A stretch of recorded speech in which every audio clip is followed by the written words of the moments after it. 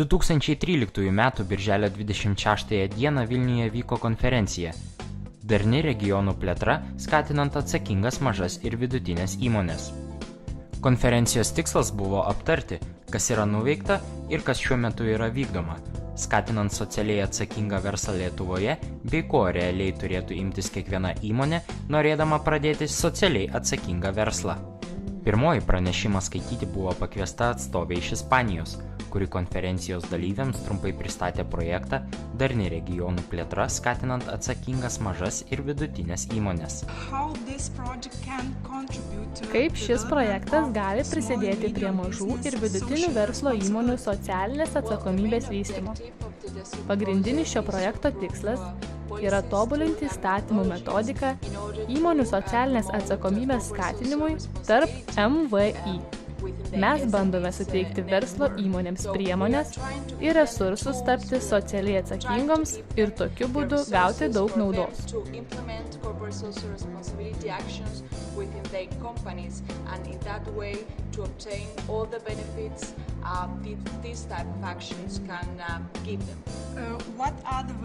Kaip įmonės gali įsitraukti į projektą? Nuo pat pradžių mes stengiamės sužinoti verslo įmonių nuomonę ir vykdomus darbus dėl socialinės atsakomybės. Ir tokiu būdu sužinome, kas gali būti nuveikta, kad jos taptų tvarios ir atsakingos įmonės, prisidedančios prie savo regiono plėtros. Po šių MVI apklausų jos yra kviečiamos prisijungti prie visų projekto veiklų.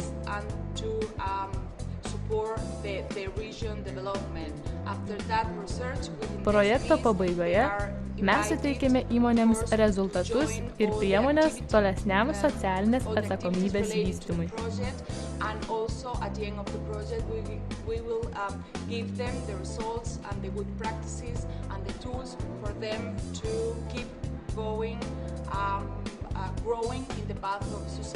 Konferencijoje pranešimus skaitė ir UAB Ernst & Baltic atstovas Liudas Jurkonis, Kęstutis Markevičius, UAB restoranų grupės Fortas rinkodaros vadovas, UAB Akonitum verslo plėtros direktorius Laimis Akramas, bei konferencijos organizatorė Žaneta Stasiškienė, Kauno technologijos universiteto aplinkos inžinerijos instituto profesorė. Koks aplinkos inžinerijos instituto indėlis siekiant darnios Lietuvos regionų plėtros?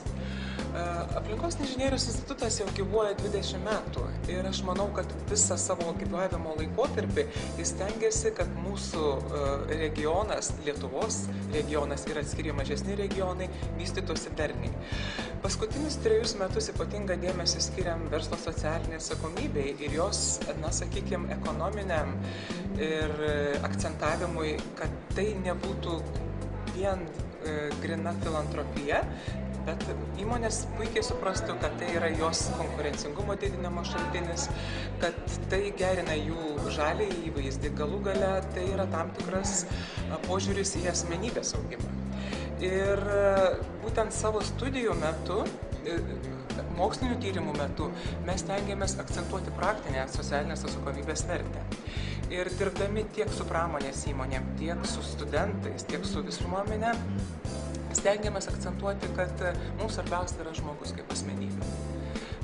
Žmogus turintis savo nuomonę, puikiai sugebantis suprasti savo veiklos pasekmes ir poveikį tiek aplinkai, tiek visuomeniai. Aš manau, kad šis mūsų akcentas į žmogų šiuo atveju yra labai svarbus, kad mūsų visuomenė nebūtų pilkoji masė, o būtų tikrai darni ir mąstanti visuomenė. Galbūt galite trumpai pakomentuoti įmonių socialinę atsakomybę Lietuvoje, tai konkrečiai mokslo institucijų veiklas, kuris skatina socialiai atsakingą verslą Lietuvoje. Labai džiugu ir būtent šios konferencijos metu išgirsti, kad įmonės socialinė atsakomybė Lietuvoje yra ir to įmonių suvokiančių šios socialinės atsakomybės prasmę ir vertę tikrai daugėja. Ir kaip minėjo gerbiamas viceministras, jis taipogi labai džiaugiasi šiais tokiais teigiamais postūmiais. Man norėtųsi pasigirti, kad mes esame turbūt pirmasis mokslinis institutas, tai yra aplinkos inžinerijos institutas Kauno technologijos universiteto sudėtyje, kuris parengė ir išspausdino savo socialinės atsakomybės ataskaitą. Ir ją šiandien turėjome garbės pristatyti savo projekto partneriams, bei įmonės atstovams, bei visuomenės atstovams. Ir aš manau, kad tikrai labai svarbu, kad kiekvienas tiek akademinės bendruomenės narys, tiek pramonės narys, tiek valdžios institucijų narys deklaruotų šią savo socialinę atsakomybę plačiai ir tikrai tuo pasidžiaugtų. Apie mūsų įmonę ir jos vaidmenį šitoje konferencijoje, ar ne? Galbūt galėčiau pasakyti, kad mes turbūt daugiau pasimokėm negu davėm. Arba įvyko toks apsikeitimas abipusis, nes tose diskusijose, kurios įvyko po, aš supratau, kad žmonėms iš tikrųjų svarbu mūsų patirtis, o gavau gerų klausimų ir gerų minčių, taip kaip mes galėtumėm tobulinti šitą savo veiklą. Dabar kalbant apie socialinę atsakomybę, taip, aš minėjau, kad mes pačiu pradžioj net neįsivaizdavom, kad mes nueisim iki socialinės atsakomybės, mes tiesiog norėjom daryti geriau, gražiau, vartotojui labiau patikimiau, išsikėlėm savo idėją patikimumo ir nuo patikimumo idėjos labai lengvai perėjom prie atsakomybės ir galiausiai šiuo metu, galim sakyti, esam tikrai įmonė, atsakinga įmonė, vykdanti socialinės atsakomybės visus principus. Dabar, tai kalbant apie šitą seminarą, jisai man asmeniškai buvo aktualus ir tuo, kad galėjom paviešinti labiau savo idėjas ir gauti informaciją iš vartotojų, iš rinkos, iš kitų dalyvių, kurie užsiima šitą atsakingą veiklą, kas jiems atrodo aktualu, kas jiems atrodo svarbu, kad mes galėtumėm dar geriau dirbti. Galbūt galėtumėte pakomentuoti šios apskritai konferencijos tikslą ir projekto tikslą, kaip apskritai manote galėtų vystytis Lietuvoje ir galbūt kažką galėtumėte pritaikyti ir kaip pasakote apie savo įmonę, patirtis ir visą kitą. Na, čia kaip geros idėjos plinta, taip ir šiuo atžvilgiu aš manyčiau pasėta gera mintis, kad tokia temos apskritai jos yra kuo toliau darosi, tuo labiau aktualesnės. Ir čia ne vien kalba tai, kad įdiegdami, sakykime, švarę technologiją arba saugodami gamtą ir motyvuodami darbuotojus, mes kelis tikslus iš karto galima pasiekti. Vienas tai yra tai, kad ir ekonomiškai tokios idėjos gali būti pagrįstos, o kitas yra svarbus dalykas tai, kad apskritai keičiasi mūsų pačių suvokimas ir keičiasi būtent supratimas tai, kad žmogus turi draugauti su visuomenė, su gamta, jisai turi stengtis taip, kad po jo nebūtų paskui kitiem problemų gyventi.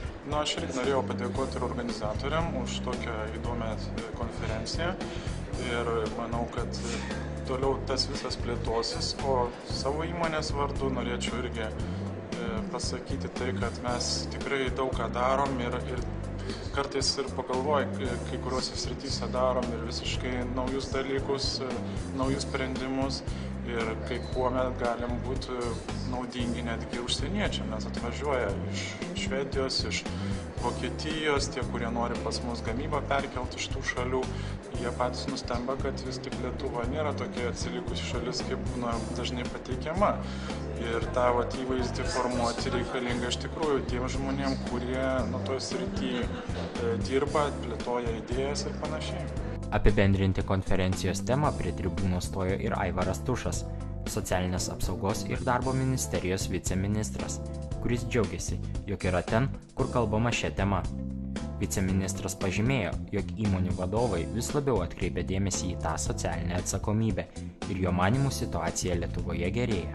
Sakykite, kokie yra tolimesni valdžios planai skatinant įmonių socialinę atsakomybę?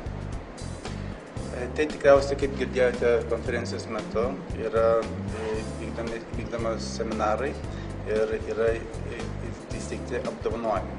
Tai šiais metais bus apdovanojimas socialiai atsakingų įmonių ir ten yra gal 3 pogrupiai ir bus gražus renginys, manau. Šitas vienintelis kaip ir renginys yra planas ateities. Jos yra apdovanojimo ceremonija, tai yra šių metų planas, kuriuo galvojam pagerbti Lietuvos socialiai atsakingas įmonės. O apskritai, jeigu ką galvojam nudirbti, tai manau bendradarbiausim ir su Kauno technologijos universitetu ir su kitom institucijom, kad tuos pačius metodus ir tą pačią gražią idėją, kad įdiegti ir valstybinėse įstaigose. Po konferencijos pranešimų vyko diskusija, kurios metu tiek pranešėjai, tiek konferencijos dalyviai galėjo dalintis patirtimi, diskutuoti socialinės atsakomybės tema.